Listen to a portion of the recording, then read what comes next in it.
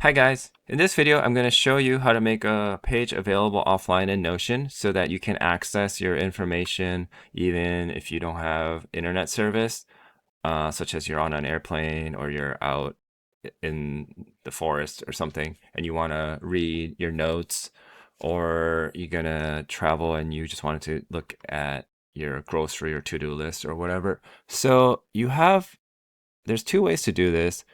The first way is you go up to the upper right and on the three dots, you can go down and click on available offline and it will download, it'll show you its progress.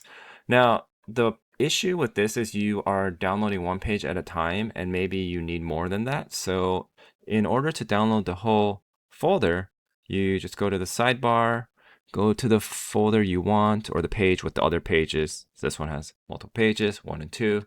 You just click on the three dots there and you can make available offline. It's already been downloaded, that's why it has the blue and toggle on, but it'll show you. And this means now this will be available whether you have service or not, or you're in airplane mode on your phone.